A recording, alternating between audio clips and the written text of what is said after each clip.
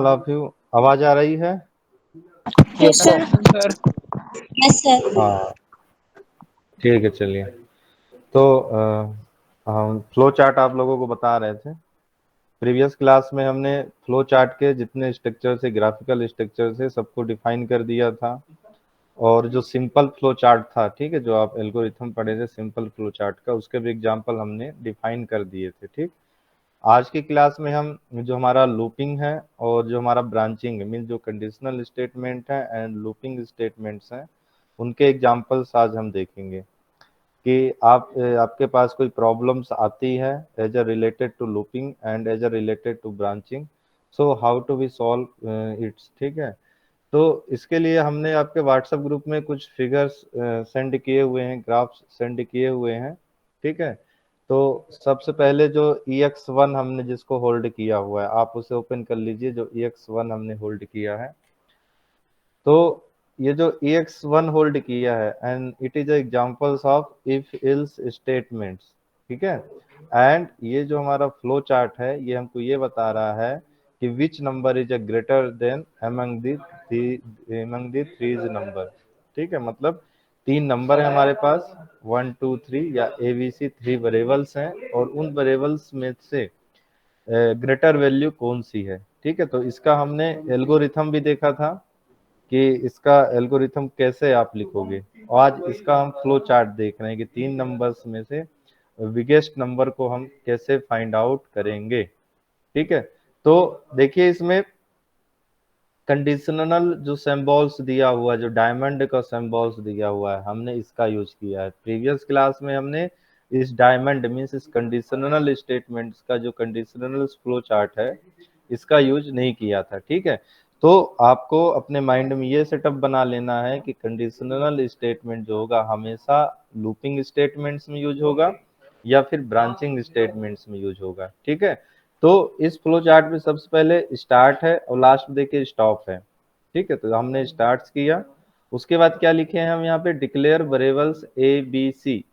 ठीक है, तो ये क्या है, ये हमारा क्या है, इनपुट है। हमने आपको बताया था जब भी हम कोई प्रोसेस देते हैं, जब भी कोई प्रोसेस का सिंबल्स बनाएंगे, तो प्रोसेस के सिंबल्स में हमेशा क्या आना चाहिए, इनपुट आना चाहिए, और उससे क्या आना चाहिए, एक आउटपुट आना चाहिए। ठीक, तो यहाँ पे डिक्लेयर वेरिएबल ABC लिखा हुआ है, तो इसका मतलब ये हुआ कि यूजर क्या करेगा, आपके प्रोग्राम में A और B C तीन वेरिएबल्स डिक्लेयर हो चुके हैं। एंड आफ्टर डेट क्या करेंगे हम, ABC आफ्टर डेट रीड क्या कर रहे हैं, रीड अ वेरिएबल ABC।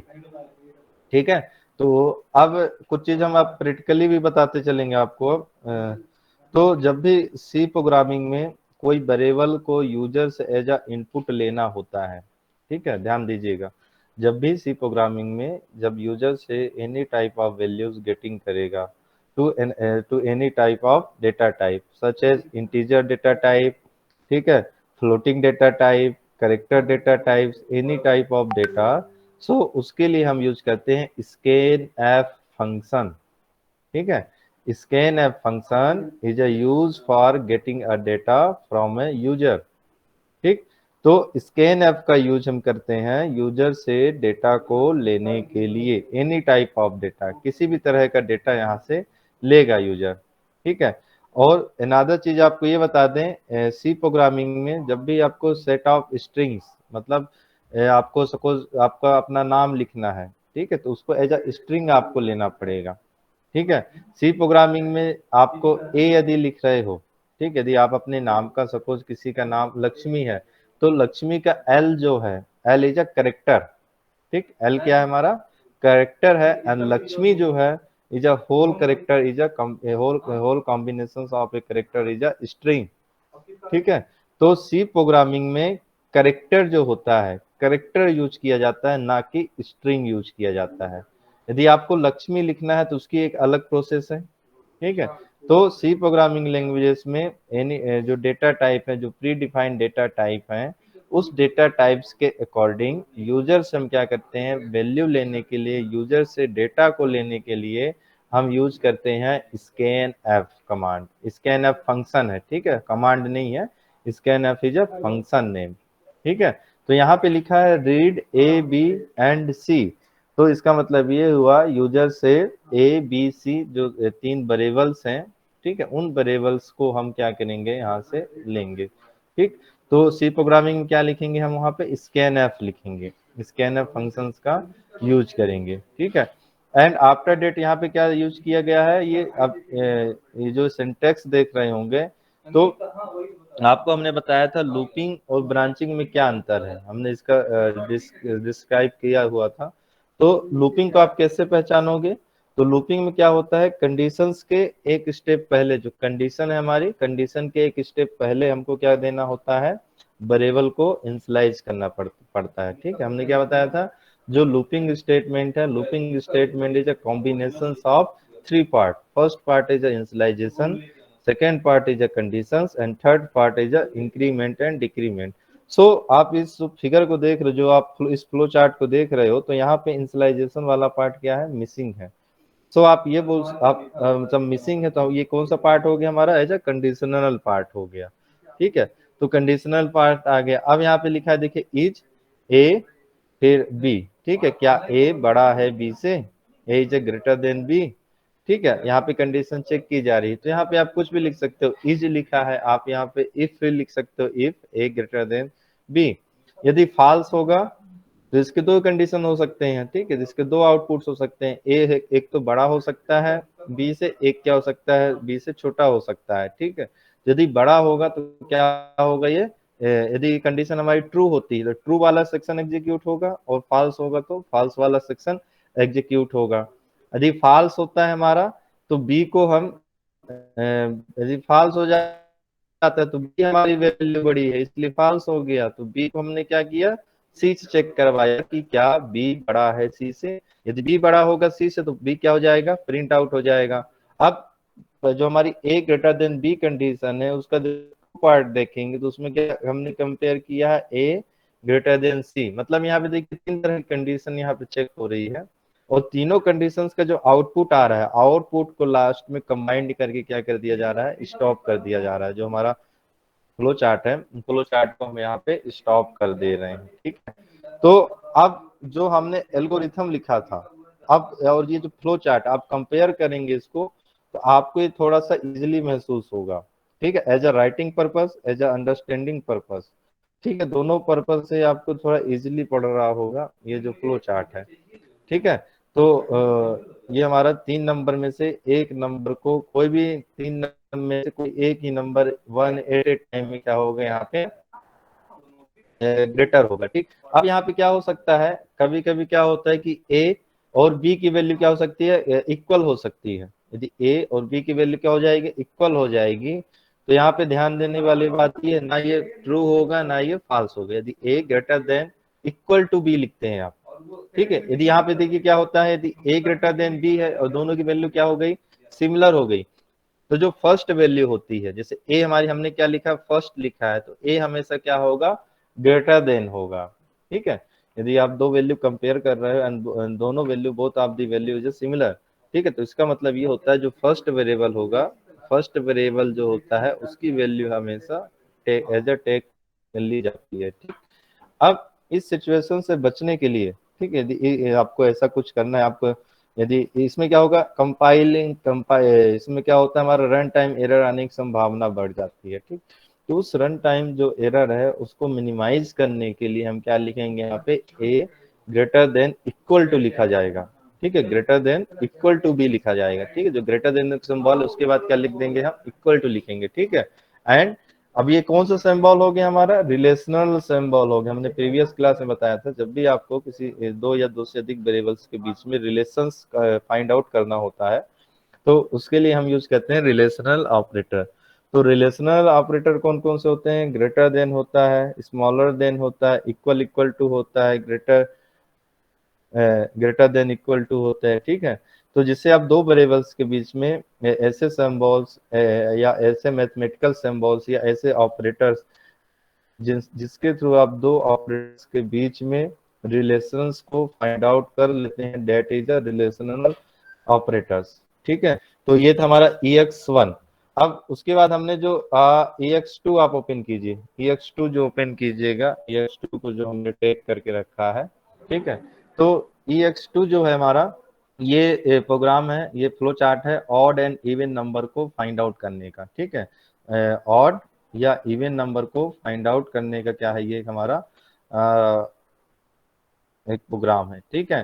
तो इसमें जो ध्यान देने वाली बात ये इसमें जो इनपुट नंबर लिखा हुआ, पहले हमने स्टार्ट किया, इनपुट नंबर क्या किया, इनपुट किया, तो यहाँ पे क्या है, ये प्रोसेस में डला हुआ है, ठीक है। जो इनपुट नंबर है, इनपुट नंबर को एज इस फ्लो चार्ट में प्रोसेस के रूप में इंडिकेशन किया गया है, जबकि क्या होना चाहिए, ये हमारा इनपुट है, ठीक है। इनपुट सिंबल होना चाहिए, ना कि ये प्रोसेस में होना चाहिए, ठीक। अब ये प्रोसेस में क्यों लिखा गया है, ठीक है। तो इनपुट नंबर प्रोसेस में इसलिए लिखा गया है क्योंकि it is a run time. यहाँ पे हम रन टाइम में क्या कर रहे हैं, एक वेरिएबल बना रहे हैं और यूजर से क्या ले रहे हैं, वैल्यू ले रहे हैं। As a run time not static, means यहाँ पे जो वेरिएबल डिक्लेरेशन हो रहा है, यहाँ पे जो वेरिएबल डिक्लेरेशन हो रहा है वो किस लाइन पे हो रहा है, जब हम यूजर से वैल्यू को गेटिंग कर रहे हैं, यूजर से हम वैल्यू को ले रहे हैं। डेट टाइम क्या हो रहा है, नंबर जो है हमारा इनपुट लिया जा रहा है, ठीक है। इस कारण इसको किस में लिया गया है, प्रोसेस सिंबल्स के अंदर लिखा गया है, ठीक।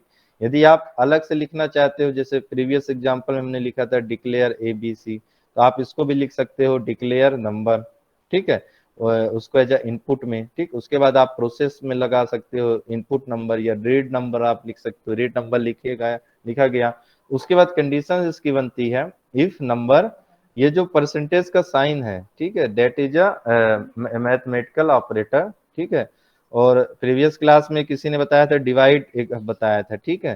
तो ये जो सॉरी ये जो परसेंटेज सिंबल है, इस परसेंटेज सिंबल को बोला जाता है मॉडुलर, ठीक है। इसको बोला जाता है मॉडुलर सिंबल, मॉडुलर ऑपरेटर, ठीक है। जो ये परसेंटेज का सिंबल्स होता है, इस परसेंटेज के सिंबल्स को बोला जाता है मॉडुलर ऑपरेटर, ठीक है। तो इसका मतलब होता है जो आप जब आप डिवाइजेशंस करते हो, ठीक है, तो जो उसका जो उसकी जो वैल्यू बचती है लास्ट में, यदि आप डिवाइड करोगे और उसकी जो लास्ट में जो वैल्यू बचेगी यदि नल होती है, जीरो होती है, इसका मतलब ये होता है कि that number is a even number, ठीक है। जो नंबर दिया गया है हमारा क्या हो जाएगा, इवन नंबर हो जाएगा, ठीक है। मतलब जब भी आप किसी नंबर्स को डिवाइड करोगे और उसका जो मॉडुलर आएगा, मॉडुलर हमेशा कैसा आना चाहिए, जीरो आना चाहिए। यदि मॉडुलर जीरो आ जाता है तो that number is even number होगा, ठीक है। यदि मॉडुलर जीरो नहीं आता है, कुछ और आता है, ठीक है, या 0.5 ही आ जाता है, 0.1 ही आ जाता है, तो that number is a odd number, ठीक है। तो ये एक लॉजिक है, ये लॉजिक को आपको समझना पड़ेगा, ठीक है। उसके बाद सेम फॉर्मूला किसमें चलेगा, leap year and non leap year, थोड़ा सा चेंजेस हो जाता है वहां पे कंडीशन लीप ईयर और नॉन लीप ईयर में, लेकिन जो ये जो दिया गया है सिंटेक्स, मतलब ये जो लॉजिक दिया गया है, ये लॉजिक आपका लीप ईयर में भी सेम ही रहेगा और नॉन लीप ईयर में भी सिमिलर रहेगा, ठीक है। तो अब इसमें देखिए यदि मॉडुलर जीरो आ गया तो क्या हुआ, कंडीशन हमारी ट्रू हो गई, इफ कंडीशन क्या हो गई, ट्रू हो गई, तो ट्रू में क्या आ जाएगा, डिस्प्ले इवन नंबर आ जाएगा। फॉल्स हो गया तो क्या आ जाएगा, डिस्प्ले ऑड नंबर आ जाएगा, ठीक है। उसके बाद क्या किया हमने, उसको एंडिंग कर दिया, उसके बाद हमारी प्रोसेस क्या हो गई, एंड हो गई, ठीक। उसके बाद हमने जो टैग किया है थ्री नंबर को, थ्री नंबर जो एग्जांपल है उसको हमने जो टैग किया है उसको आप ओपन कर लीजिए।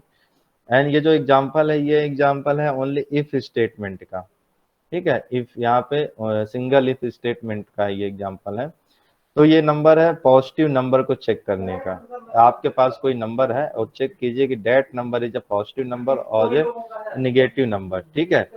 तो ये पॉजिटिव नंबर को चेक करने का प्रोग्राम है ओनली फॉर, तो यहाँ पे हमने क्या किया, स्टार्ट किया, स्टार्ट करने के बाद हमने क्या किया, उसको इनपुट नंबर डाला, यूजर ने एक नंबर दिया, and that number is a define in the run time environment. मतलब इसका क्या हुआ कि एक बार बन रहा है नंबर नाम का, और वह वैल्यू क्या हो रही है वहां पे गेटिंग हो रही, मतलब सेम लाइन पे ही एक वेरिएबल डिफाइन हो रहा है और सेम लाइन पे क्या कर रहे हैं, यूजर से वैल्यू को लिया जा रहा है, ठीक है। इस प्रकार की सिचुएशन जो होती है दैट इज एडवांस सी, उसे हम एडवांस सी के रूप में जानते हैं। या आप ऐसा बोल सकते हैं कि आप जो सी लैंग्वेज पढ़ोगे उसमें इस प्रकार का सिंटेक्स नहीं होता है कि आप एक ही लाइन में कोई वेरिएबल डिक्लेयर करो और उसमें आप वैल्यू को इनिशियलाइज कर लो, ठीक है, ऐसा कुछ नहीं होता है। उसके लिए आपको एडवांस सी पढ़नी पड़ती है, कुछ उसके इनडायरेक्टली वे होते हैं, डायरेक्ट वे में पॉसिबल नहीं है, लेकिन इसे इनडायरेक्ट वे में हम उसको पॉसिबल बना दिया जाता है, ठीक है। उसके बाद हमने क्या किया, चेक किया नंबर, नंबर क्या जीरो से बड़ा है, ठीक है। नेगेटिव पॉजिटिव नंबर क्या होता है, यदि जीरो से कोई नंबर बड़ा होता है, ठीक है, तो यदि 0.1 है that is a positive number, और यदि क्या हो गया माइनस में चला गया, यदि जीरो से यदि आप नीचे जाएंगे बिलो जाएंगे तो that is a negative number, means minus में आप चले गए, माइनस में चले गए that is a negative number, ठीक है। तो पॉजिटिव नंबर मीन्स क्या होता है, जो प्लस में होते हैं, और निगेटिव मतलब क्या होते हैं, जो माइनस में होते हैं। तो यदि आप प्लस में चले जाते हो तो उसके बाद क्या हो गया, that number is a positive number, यहाँ पे यस हो गया, ट्रू हो गया, हमारा फ्लो चार्ट क्या हो गया, एग्जीक्यूट हो गया, ठीक। उसके बाद हमने फोर्थ में आइए, जो फोर्थ नंबर का हमने टैग किया हुआ है, and that is a loop example, looping के एक एग्जांपल है ये, ठीक है।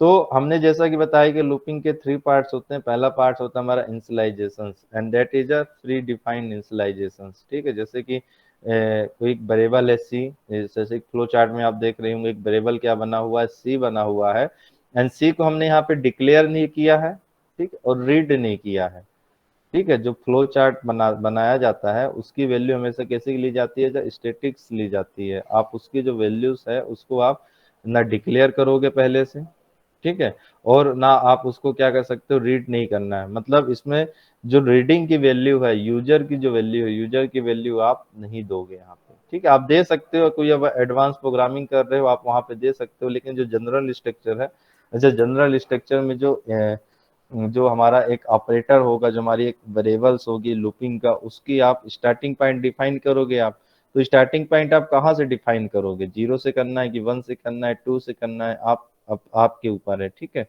तो ये जो फ्लो चार्ट है, ये फ्लो चार्ट है काउंटिंग नंबर को प्रिंट करने का, ठीक है। ये जो फ्लो चार्ट है ये काउंटिंग नंबर को प्रिंट करने का है।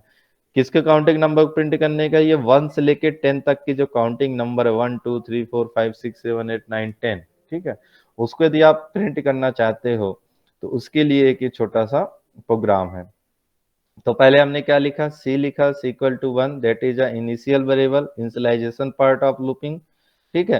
एंड आफ्टर दैट देखिए यहाँ पे कंडीशन डिफाइन किया गया है, क्या सी छोटा है 10 से, ठीक है, C is less than equal to 10, yes, छोटा है क्योंकि सी की वैल्यू कितनी है, अभी 1 है, ठीक है। यदि ट्रू है दैट इज अ ट्रू, तो यहाँ पे क्या कौन सी प्रोसेस एग्जीक्यूट हो रही है, प्रिंट सी, मतलब सी की वैल्यू क्या कर रहे हैं हम, प्रिंट कर रहे हैं, सी के वैल्यू हम क्या कर रहे हैं, प्रिंट किए कर रहे हैं यहाँ पे, ठीक है। अब सी प्रोग्रामिंग में जब भी कोई डेटा को प्रिंट करना होता है, या आप कोई प्री डिफाइंड वैल्यू है या कोई वेरिएबल है, उसकी वैल्यू यदि आप प्रिंट करना चाहते हो तो उसके लिए हम यूज करते हैं प्रिंट एफ फंक्शन, ठीक है। उसके लिए हम यूज करते हैं प्रिंट एफ फंक्शन का यूज किया जाएगा, ठीक है। जो प्रिंट एफ फंक्शन है उसका यूज किया जाएगा, ठीक। तो यूजर से डेटा को लेने के लिए, ठीक है, हम यूज करेंगे स्कैनफ फंक्शन, एंड आपके प्रोग्राम से आउटपुट स्क्रीन पे, ठीक है, आउटपुट लेने के लिए हम यूज करेंगे प्रिंट एफ फंक्शन, ठीक है। इनपुट के लिए हम यूज करते हैं स्कैन एफ फंक्शन, आउटपुट के लिए यूज करते हैं प्रिंट एफ फंक्शन, ठीक है। और ये दो बोथ ऑफ दी फंक्शंस के द्वारा आप, ठीक है, एनी टाइप ऑफ वेरिएबल्स, किसी भी वेरिएबल्स की वैल्यूज को आप एज अ गेटिंग कर सकते हो और एज अ आप उसको आउटपुट कर सकते हो, ठीक है। तो यहाँ पे फर्स्ट टाइम क्या प्रिंट हो गया, हमारा 1 प्रिंट हो जाएगा, प्रिंट सी किया हमने तो सी की वैल्यू क्या है, 1 है, तो यहाँ पे क्या प्रिंट हो गया, 1 प्रिंट हो गया, ठीक है। उसके बाद हमने कितने का स्टेप लिखा है, 1 का स्टेप लिखा है, तो सी की वैल्यू कितना हमने इंक्रीमेंट कर रहे हैं यहाँ पे, प्लस सी प्लस 1 किया हमने, मतलब 1 पहला था 1 और आपने ऐड कर दिया, कितनी हो गई, 2 हो गई वैल्यू, ठीक है। जब वैल्यू 2 हो गई तो 2 को फिर से हमने चेक किया, क्या 2 is less than equal to 10, yes 10 है, फिर से हमारा प्रिंट हो जाएगा, 2 प्रिंट हो जाएगा, ठीक। और ये प्रोसेस कब तक चलती रहेगी, जब तक कि 11 ना हो जाए, 10 तक तो चलेगा, जैसे ही आपकी सी की वैल्यू 11 होगी तो यहाँ पे फिर से कंडीशन चेक करेगा, क्या 11 लेस देन इक्वल टू 10 है, नहीं है, तो कंडीशन हमारी क्या हो गई, फॉल्स हो गई। तो जैसे कंडीशन हमारी फॉल्स हो जाएगी हम क्या होंगे, लूपिंग लूप से हम बाहर हो जाएंगे, ठीक, लूप से एग्जिट हो जाओगे, ठीक है। तो ये था हमारा किसी काउंटिंग नंबर को प्रिंट करने का फ्लो चार्ट, ठीक है। उसके बाद हमने एक और फ्लो चार्ट बनाया हुआ है, लूपिंग से रिलेटेड है, और इस लूप को हमने क्या किया है, मल्टीप्लाई किया हुआ है। ये जो आप मल्टीप्लिकेशन नंबर टेबल आप प्रिंट करते हो, मतलब यदि आप कोई टेबल नंबर, किसी नंबर का आप टेबल प्रिंट करना चाह रहे हो, तो उसके लिए एक छोटा सा प्रोग्राम है।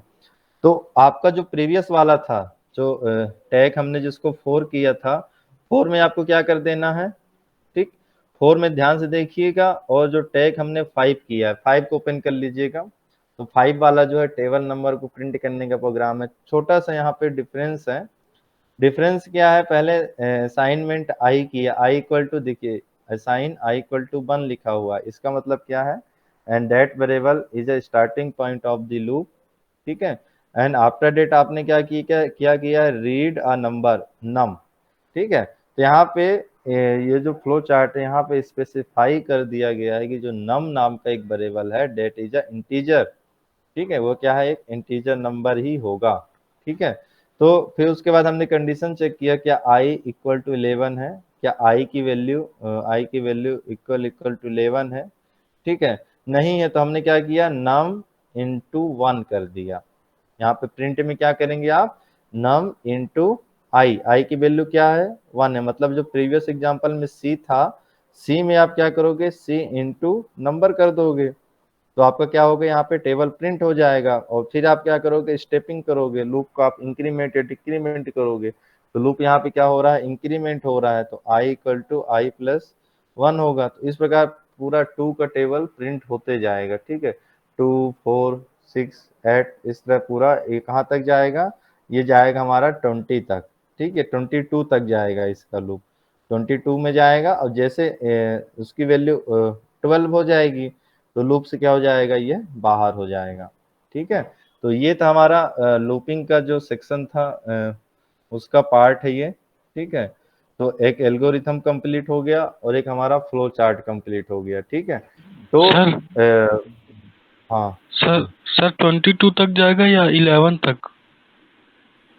11, देखो 11 तक जाएगा, तो 2 की वैल्यू आप क्या करोगे, 11 से मल्टीप्लाई कर दोगे, 22 तक हो जाएगा, ठीक है। 11 तक जाएगा, ठीक है, 11 से जैसे 12 हो जाएगी आई की वैल्यू, तो क्या हो जाएगा, वो 24 हो जाएगा, उसके आगे लूप नहीं चले पाएगा आपका लूपिंग, ठीक है। हमने इक्वल इक्वल टू कंडीशन यहाँ पे रखी थी, तो 11 तक हुआ, तो 2 इंटू आपने क्या किया, 2 इंटू आपने 11 कर दोगे, 22 तक जाएगा, ठीक है।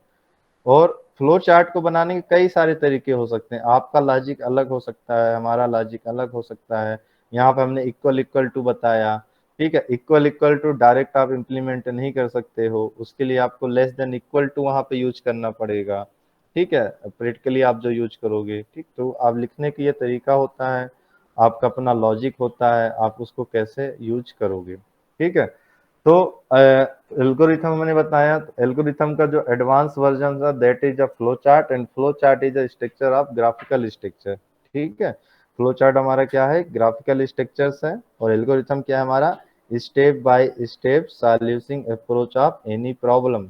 याद रखिएगा टर्म को, ठीक है। एल्गोरिथम में क्या बोलते हैं, a solution approach of a step by step, ठीक है। फ्लो चार्ट क्या होता है, graphical structure of a solution to any any problem, ठीक है। एंड उसके बाद जो आएंगे हमारा क्या आता है, सूडो कोड आता है, ठीक है। तो सूडो कोड जो होता है हमारा as a similar to programming languages, ठीक है, जो तीसरा एक्सक्यूज हमारा मी पार्ट। सर। हाँ, बताओ प्रतिमा। सर जो आपने फ्लो चार्ट नंबर 4 है, हाँ 4 और 5 में लगभग सारा सिमिलर है, बस थोड़ा सा डिफरेंट है। हाँ, तो सर थोड़ा जब सा डिफरेंस है। तो सर जो फ्लो चार्ट नंबर 4 है, हाँ उसमें आपने एंड मतलब C is equal to C plus 1 किया है, वहां से भी एंड में कर दिया है, हाँ, ठीक है। तो वहां से भी तो एंड होगा सर? क्या चीज, जैसे आपने लिखा है ना प्रिंट सी, फिर उसके प्रिंट सी करने के बाद सी इज इक्वल हाँ टू सी प्लस 1 होगा, हाँ, ठीक है। और फिर उसके नीचे एरो करके एंड में हाँ आ गया है। एंड, हाँ सी, देखो इसमें क्या होता है, ये जो लूपिंग स्ट्रक्चर हमने बनाया है, ये हमने बनाया है डू वाइल का, फार लूप का, तीनों को क्या किया हमने यहाँ पे कंबाइन कर दिया है, ठीक है। ध्यान दीजिएगा, तीनों को हमने क्या कर दिया यहाँ पे, कंबाइन कर दिया है। एज अ जनरल स्ट्रक्चर है ये, मतलब ये एडवांस स्ट्रक्चर आप इसको नहीं बोल सकते हो, क्योंकि यहाँ पे क्या है, ब्लैक बोर्ड नहीं है, यहाँ पे हम कुछ बना नहीं सकते हैं। तो इस कारण ऐसा यहाँ पे हमने तीनों को कंबाइन करके बनाया है। तो क्या होता है, जब हम वाइल लूप लेते हैं तो वाइल लूप में क्या होता है, कंडीशन पहले ही चेक हो जाती है। ठीक है, तो c equal to C plus one के बाद जो एरो का दिख रहा है एंड का आपका, वह आपका वाइल लूप पे नहीं होगा। ठीक है, लेकिन जब हम डू वाइल यूज करते हैं तो डू वाइल पे c equal to C plus one के बाद एंडिंग आ जाएगी।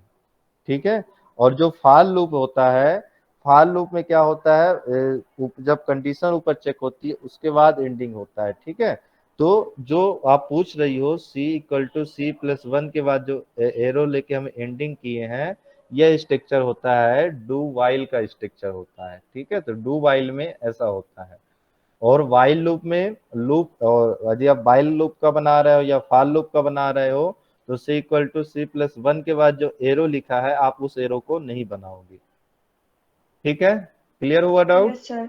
Yes sir. हाँ, ठीक है। आप जैसे कि अब बाइल लूप का पढ़ेंगे तो बाइल लूप को आपको बाइल लूप के अकॉर्डिंग बताना है। क्यों ऐसा हम यहाँ पे बनाए हैं, क्योंकि जो कंडीशन होती है डू वाइल में उसको हम लास्ट में चेक करते हैं। ठीक है, हमारी कंडीशन ट्रू है या फॉल्स हमको इससे मतलब नहीं है।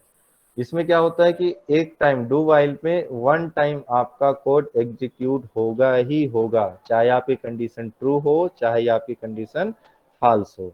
ठीक है, इसलिए हमने उसको ऐसा लिखा था। ठीक, उसके बाद आते हैं हम सीडो कोड में आते हैं। तो सीडो कोड क्या होता है, pseudo code is a advance topic या advance algorithm writing skill of the flow chart आप बोल सकते हो। ठीक है, and it is a similar to the programming languages या प्रोग्रामिंग स्ट्रक्चर्स के सिमिलर होता है। ठीक है, आप जैसे एल्गोरिथम क्या है, फ्री हैंड स्टाइल है। एल्गोरिथम क्या है, हमारी फ्री हैंड स्टाइल है। आपको आप इसको किसी भी वे में लिख सकते हो, जैसे आपको लिखना हो आप लिख सकते हो। कुछ रूल्स हैं, आपको स्टार्ट बताना पड़ेगा, स्टॉप बताना पड़ेगा, इनपुट क्या है, आउटपुट क्या है, मेथड क्या है, स्टेप नंबर्स क्या है, ये बताने पड़ेंगे। बाकी आप आपकी जो स्किल है आप अपनी स्किल के अकॉर्डिंग उसको लिख सकते हो। ठीक, अब उस एल्गोरिथम का आपको क्या है, आपको स्ट्रक्चर बनाना है, कुछ ग्राफ बनाना। आपको एल्गोरिथम नहीं लिखना है, आपको ग्राफ बनाना, आपने फ्लो चार्ट बना दिया। ठीक है, आपको अब फ्लो चार्ट भी नहीं बनाना है। ठीक है, या आप ऐसा बोल सकते हो एल्गोरिथम को हमने दो पार्ट में डिवाइड कर दिया। एक उसका क्या किया हमने, ग्राफिकल स्ट्रक्चर हमने फ्लो चार्ट बना दिया, एंड दूसरा स्ट्रक्चर हमने क्या कर दिया, उसको शॉर्ट एंड स्वीट बना दिया। मतलब आप जो लंबी लंबी लाइन लिख रहे हो एल्गोरिथम की, आप उसको छोटा कर दो। ठीक है, और आप इतना छोटा कर दो कि वो सिमिलर टू किसके हो जाए, प्रोग्रामिंग लैंग्वेजेस, मतलब आपके सी लैंग्वेजेस के सिमिलर हो सर जाए। वॉइस क्लियर नहीं आ रही। आवाज नहीं आ रही है?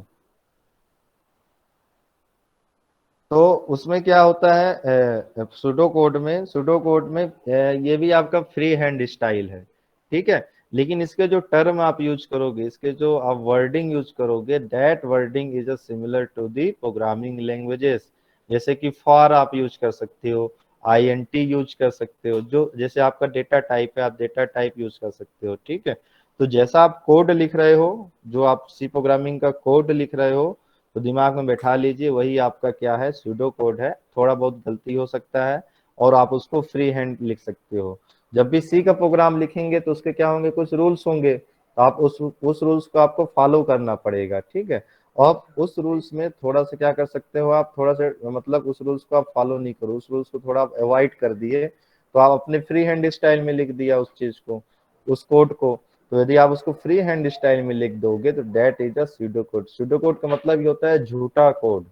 ठीक है, झूठा मतलब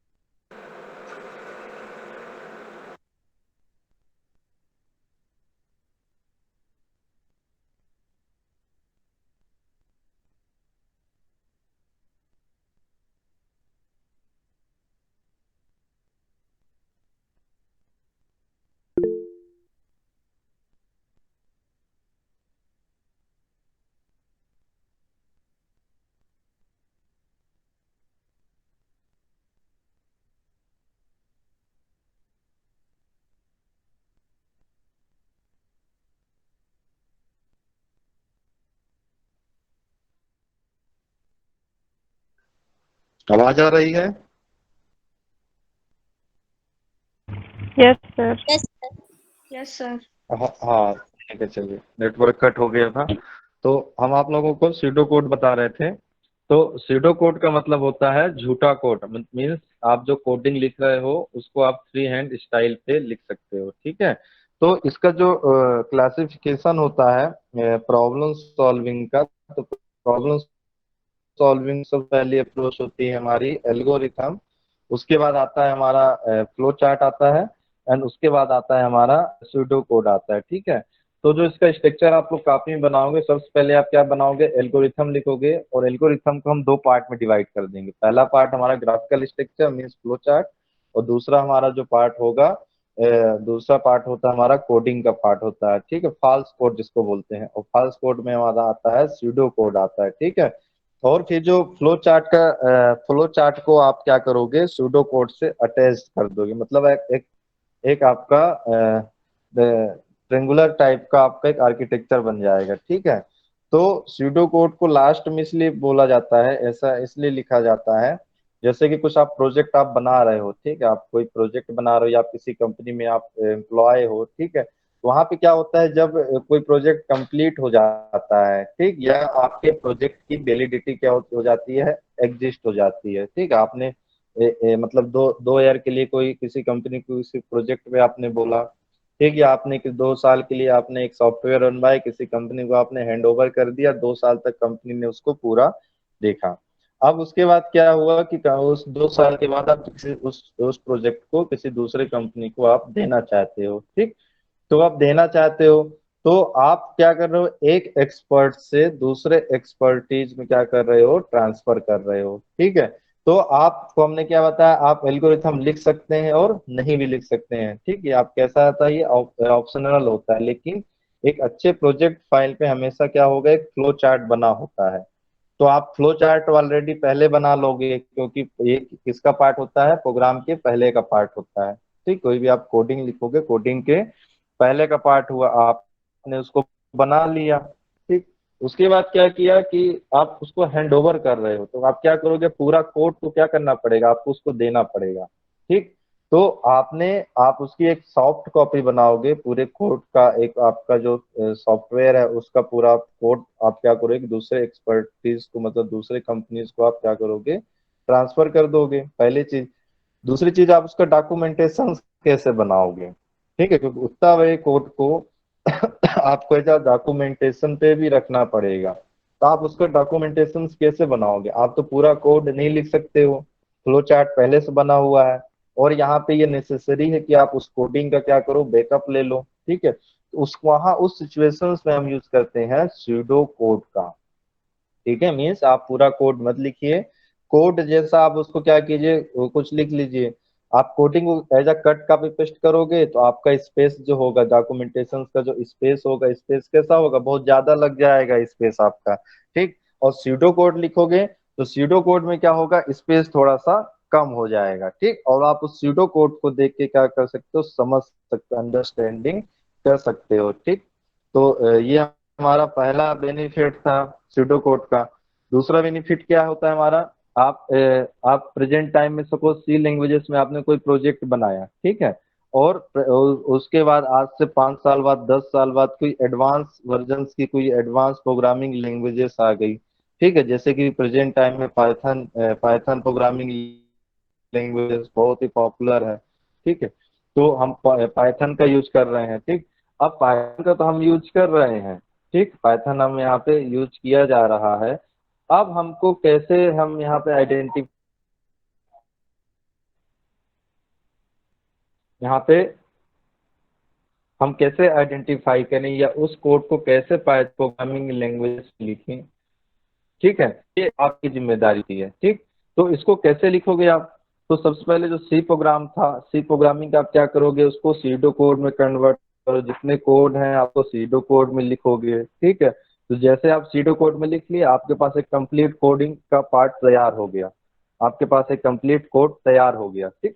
अब जो कोड तैयार हो गया है आपका, आप उस कोड को देख देख के आप, ठीक, उस कोडिंग को आप देख देख के क्या कर सकते हो, दूसरे प्रोग्रामिंग लैंग्वेजेस में ट्रांसफर कर सकते हो, ठीक है। तो हमारे सूडो कोड का जो बेनिफिट है, बेसिकली इसके दो बेनिफिट्स होते हैं। पहला बेनिफिट ये होता है, जब आप किसी प्रोजेक्ट को एक कंपनी से दूसरे कंपनी में जब ट्रांसफर आप करते हैं, ठीक है, that time pseudo code use किया जाता है। एंड जो सेकंड है क्या, जब आप कोई प्रोग्रामिंग लैंग्वेजेस है, हमारे जो प्रोग्रामिंग लैंग्वेजेस को मूव आउट करते हैं, एक प्रोग्रामिंग लैंग्वेजेस से दूसरे प्रोग्रामिंग लैंग्वेजेस में क्या करते हैं, मूव आउट करते हैं, that time pseudo code is suitable होता है, ठीक है, वहां पे का यूज करते हैं, ठीक। तो एक अच्छी प्रोजेक्ट, जब भी आप प्रोजेक्ट फाइल बनाओगे या आप किसी कंपनी में जाओगे, आप एज अ सॉफ्टवेयर बनते, तो आप कोशिश कीजिए कि आपके फाइल पे चार्ट एटलीस्ट होना चाहिए, ठीक है, आपके फाइल में क्या होना चाहिए, फ्लो चार्ट होना चाहिए। उसके बाद क्या करोगे आप, जब कोडिंग आप लिखते हो, ठीक है, जब आप कोडिंग लिखते हो तो कोड आपका एक बार में ऑप्टिमाइज नहीं हो पाता है। जैसे आप कोई दो करोड़ का प्रोग्राम लिख रहे हो या कोई बड़ा प्रोग्राम आप लिख रहे हो, तो वहाँ पे क्या होता है, पहले लेंदी बहुत सारे वेरिएबल्स आप यूज कर लेते हो, ठीक है, बहुत सारे आप फंक्शन, अनयूजेबल फंक्शन आप यूज कर लेते हो, ठीक। उसको लिए क्या करेंगे, अवॉइड करने के लिए, उसको अवॉइड करने के लिए आप यूज कीजिए सूडो कोड बनाइए, ठीक है। एक तरफ कोड लिखते जाए एंड जो दूसरी तरफ हम क्या लिखते जाएंगे, उसका सूडो कोड लिखते जाएंगे, तो ये जो बेनिफिट मिलने वाले हैं, तो ये बेनिफिट हमको ये मिल सकेंगे। तो इसका हमको ये ध्यान रखना पड़ेगा, उसको हमको ध्यान देना पड़ेगा, ठीक है। अब ये जो प्रॉब्लम सॉल्विंग अप्रोच है, ये इसकी क्लास यहाँ पे एंड हो जाती है, खत्म हो जाता है। अब इससे रिलेटेड यदि किसी को डाउट हो, पूछना हो, आप पूछ सकते हो, क्योंकि आगे के जितने प्रोग्राम बनवाएंगे, जितना प्रैक्टिकल हम करवाएंगे, सबका आपको फ्लो चार्ट बनाना पड़ेगा, ठीक है, सबका आपको फ्लो चार्ट बनाना पड़ेगा, एल्गोरिथम लिखनी पड़ेगी, सूडो कोड लिखना पड़ेगा, ठीक है। ये आपको तीनों चीजें करनी पड़ेंगी। तो इसलिए आपको इसमें से कोई भी डाउट लग रहा हो, कुछ पूछना हो, तो आप पूछ लीजिए।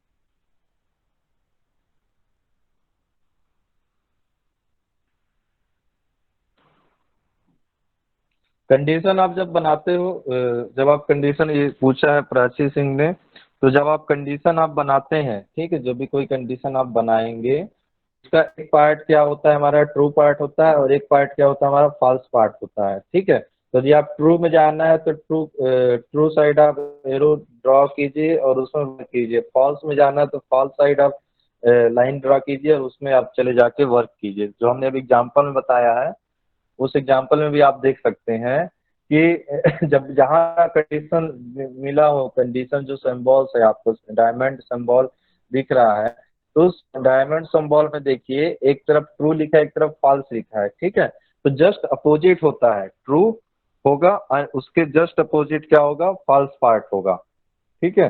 तो आप इस प्रकार कर सकते हो। और किसी कुछ डाउट है?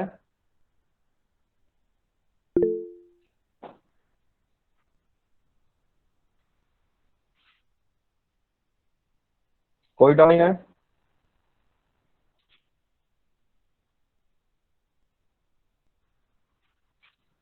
मेरे को रीड कब करना होता है? देवेंद्र राय ने क्वेश्चन किया है फ्लो में आप इनपुट, ये तो आपके ऊपर है, ठीक है। जब आप वेरिएबल डिफाइन करोगे तो वहां पे हम यूज करेंगे इनपुट।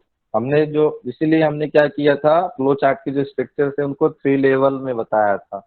जो फर्स्ट लेवल के सिंबल्स थे, that symbol is a important symbol, ठीक है। आप उसका कहीं भी कर सकते हैं, ठीक है। जो सेकेंड लेवल थोड़ा और एडवांस में जानना चाहते हैं आप उसको बना लीजिए, और आप एडवांस में जानना चाहते हैं आप थर्ड लेवल में चले जाइए। आप यदि सेकेंड लेवल को नहीं पढ़ सकते हो, थर्ड लेवल में नहीं पढ़ सकते हो सिंबल्स को, जो फर्स्ट लेवल सिंबल्स हैं उन सिंबल्स को आप स्पेशली कीजिए, ठीक है। तो जब भी आगे हम जब पढ़ेंगे ना तो आपको और क्लियर हो जाएगा। जैसे प्रोग्राम जब बनाएंगे ना तो प्रोग्राम में क्लियर हो जाएगा कि कहाँ पे इनपुट हो रहा है और कहाँ पे आउटपुट हो रहा है, कहाँ पे हम प्रोसेस कर रहे हैं, ठीक है। ये सारी चीजें वहाँ पे क्लियर हो जाएंगी, ठीक। हाँ पूछो, कौन पूछ रहा था अभी? सर वो एक बार आप सूडो कोड बता दीजिए। हाँ यस देखो, सर। स्यूडो कोड क्या होता है। आप जैसे आप गूगल में जाइएगा, गूगल में सर्च कीजिए सुडो कोड, ठीक है। तो जब आप सर्च करो गूगल में तो आपको एक कोडिंग जैसा पार्ट मिलेगा कुछ, ठीक है। आप एक कोड मिलेगा जो सिमिलर टू प्रोग्रामिंग लैंग्वेजेस। तो स्यूडो कोड का मतलब ये होता है जैसे आप सी प्रोग्रामिंग में कोई कोड लिख रहे हो, ठीक है। तो उसका एक क्या बना लो, डुप्लीकेशन कॉपी बना लिया, ठीक है। या पहले आप क्या करो, कॉपी में बनाओगे, जैसे आप लिख रहे हो, आपने क्या लिखा, if A greater than B, ठीक है।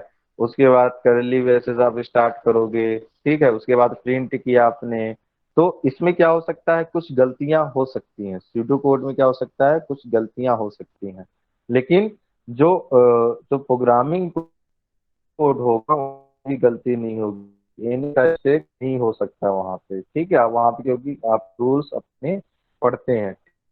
तो हम ये बता रहे हैं कि जो pseudo कोड है, pseudo code is a similar to programming languages. जो आप प्रोग्रामिंग लैंग्वेजेस में कोड लिखोगे उसके सिमिलर होता है, ठीक है। या उसी जैसा होता है, आप ऐसा ही बोल सकते हो, उसी जैसा होता है। पर pseudo कोड में बहुत सारे एरर अवेलेबल होते हैं। जो आप कोडिंग लिखते हो प्रोग्रामिंग लैंग्वेजेस में उसका यदि आप शॉर्टकट लिखना चाहो, ठीक है, या फिर एल्गोरिथम का शॉर्टकट लिखना चाहो, ठीक है, तो हमारा क्या होगा, वह हो जाएगा हमारा सीडो कोड हो जाएगा। जैसे हमने क्लासिफिकेशन बताया ना, आप पहले एल्गोरिथम बनाए, एक बॉक्स में पहले एल्गोरिथम बनाया आपने बॉक्स में, वहां से उसको दो पार्ट में आपने डिवाइड कर दिया। एक पार्ट हमारा क्या हो गया, फ्लो चार्ट का हो गया, एक पार्ट हमारा क्या हो गया, सूडो कोड हो गया। तो pseudo code is a part of A algorithm हो गया। और फिर आपने क्या किया, फ्लो चार्ट से एक एरो बना के क्या किया आपने, सूडो कोड में ऐड कर दिया। तो यहाँ पे आप देखेंगे ट्रेंगुलर टाइप का एक आर्किटेक्चर बन जाएगा, ठीक है, ट्रेंगुलर टाइप का आर्किटेक्चर बन जाएगा।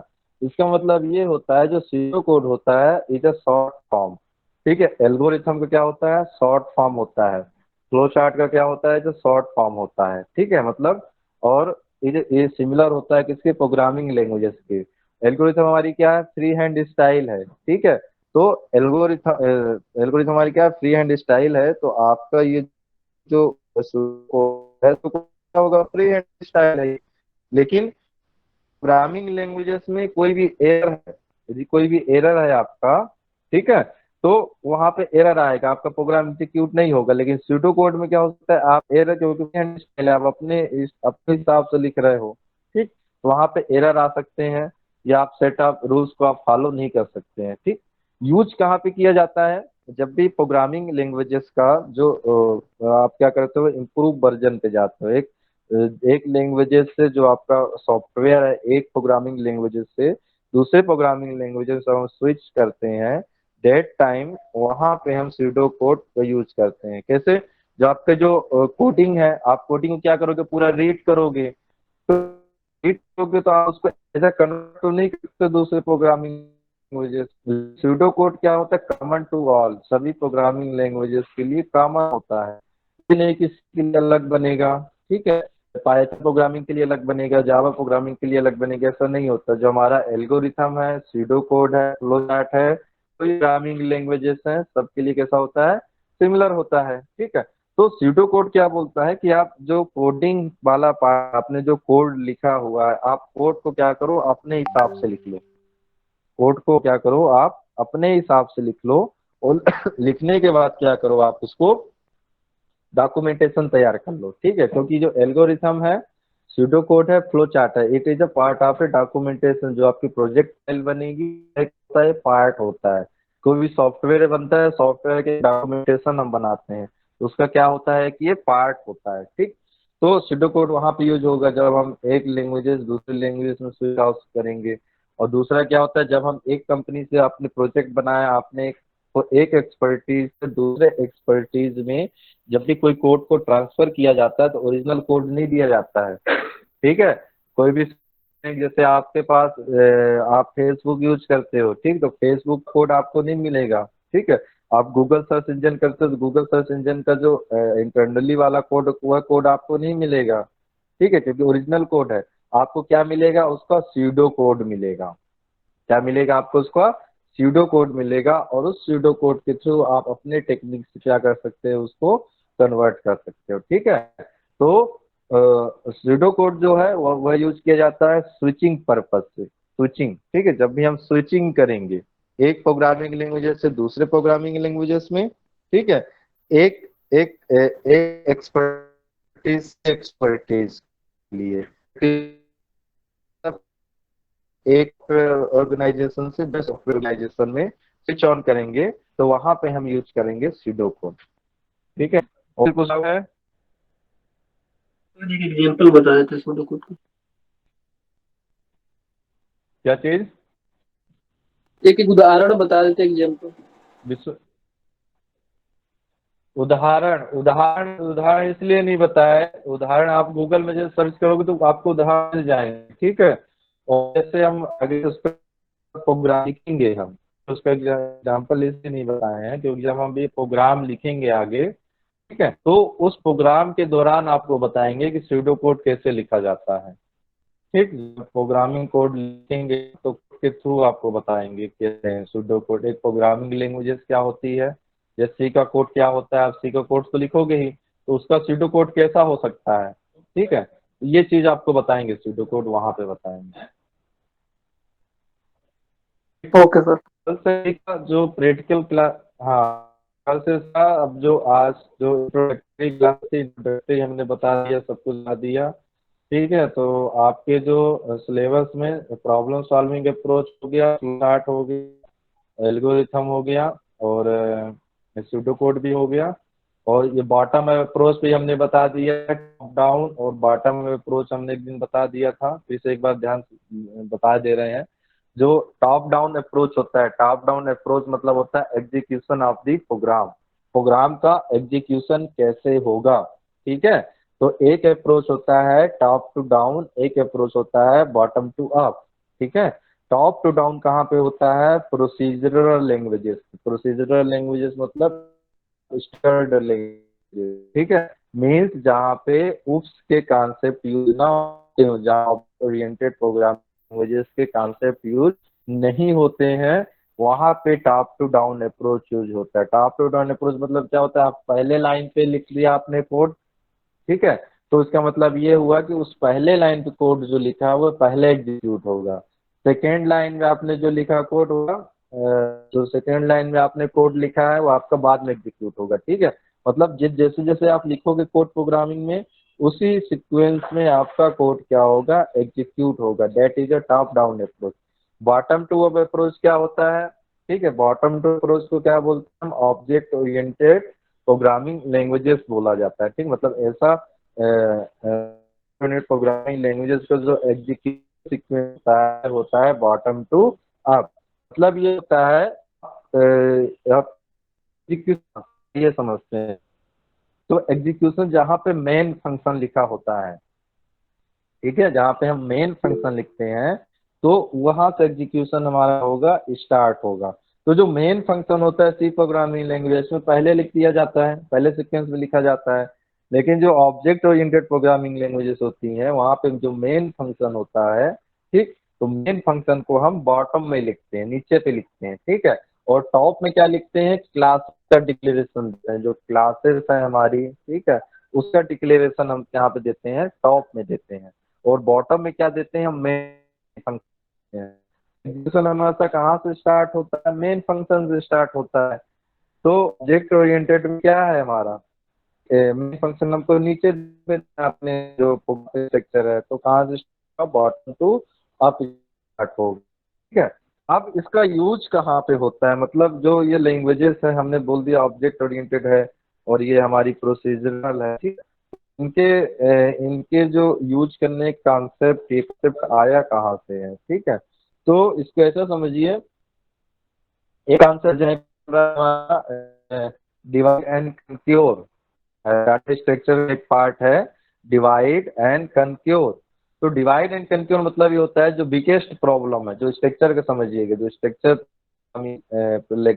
टॉप डाउन है, इसे यूज किया जाता है जहाँ पे एक छोटे छोटे सॉल्यूशन में क्या करते हैं, हम डिवाइड कर देते हैं। हमारे पास एक बड़ा प्रॉब्लम है और उस प्रॉब्लम्स को छोटे छोटे पार्ट में क्या करें, डिवाइड करें, एंड उस प्रॉब्लम जो डिवाइडेशन हो रहा है फिर उसका क्या करें, हम सॉल्यूशन निकालें, ठीक है। एक आपके पास बिगेस्ट प्रॉब्लम्स है, उस बिगेस्ट प्रॉब्लम्स को आप क्या कीजिए, इस स्मॉलर प्रॉब्लम्स में डिवाइड कीजिए। और जब स्मॉलर प्रॉब्लम हमारे पास डिवाइड हो जाएगा तो आप उसका क्या लिखेंगे, सॉल्यूशन निकाल लेंगे आप, ठीक है। तो इससे क्या होगा, ये कहाँ पे यूज होता है, स्ट्रक्चर्ड, मतलब आपकी जो सी प्रोग्रामिंग लैंग्वेजेस है, सी प्रोग्रामिंग लैंग्वेजेस से top down structure programming languages, तो सी में हम ऐसा यूज करते हैं, ठीक। बॉटम अप में क्या होता है, आपके पास क्या होता है, बहुत कॉम्प्लेक्स प्रॉब्लम्स हैं, ठीक है। और उस जो प्रॉब्लम्स के आपके पास क्या अवेलेबल है, छोटे छोटे सॉल्यूशन है, मीन जो आपके पास प्रॉब्लम्स हैं उसके आपके पास सॉल्यूशन अवेलेबल, आपको पता है कि इसके सॉल्यूशन ये हो सकते हैं, मीन्स जो प्रॉब्लम्स है उसके जो स्मॉलर प्रॉब्लम्स हैं उनके सॉल्यूशन आपके पास अवेलेबल हैं, ठीक है। तो आप ये चाहते हो कि जो सॉल्यूशन है उस सॉल्यूशन को कंबाइंड करके, ठीक है, उस सॉल्यूशन को कंबाइंड करके जो बिगेस्ट प्रॉब्लम है उसका फाइनल सॉल्यूशन हमको चाहिए, ठीक है। तो वहां पे हम यूज करते हैं बॉटम अप अप्रोच, ठीक। टॉप डाउन अप्रोच में क्या होता है, बिगेस्ट प्रॉब्लम को स्मॉलर प्रॉब्लम से डिवाइड कीजिए, उसका सॉल्यूशन हम ले लेंगे। तो यहाँ पे सॉल्यूशन क्या होगा, हर प्रॉब्लम हमको अलग अलग मिलता है, ठीक है, इंटायर सॉल्यूशन हमको नहीं मिलता है।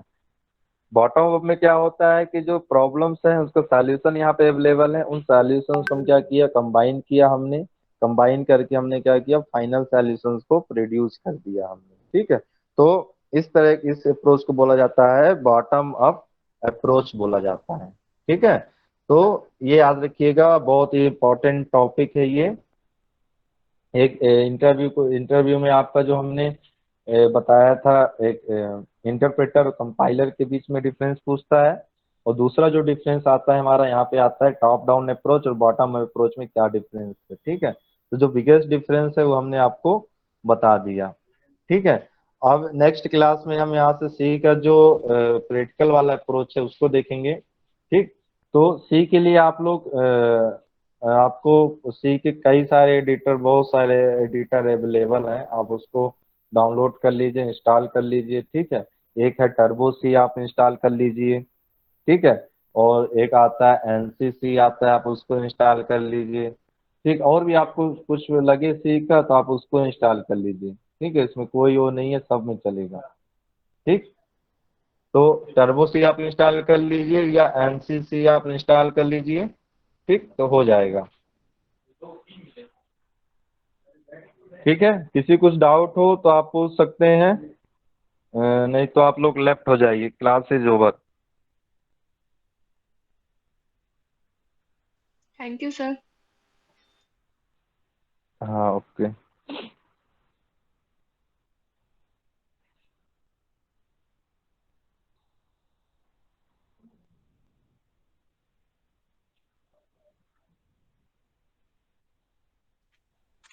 सर जो 1 तारीख से इंटरनल होने वाला है उसका कुछ बताइए। हाँ, इंटरनल हमें जब लेना होगा हम ले लेंगे, ठीक है। 1 तारीख से कौन बता दिया आपको?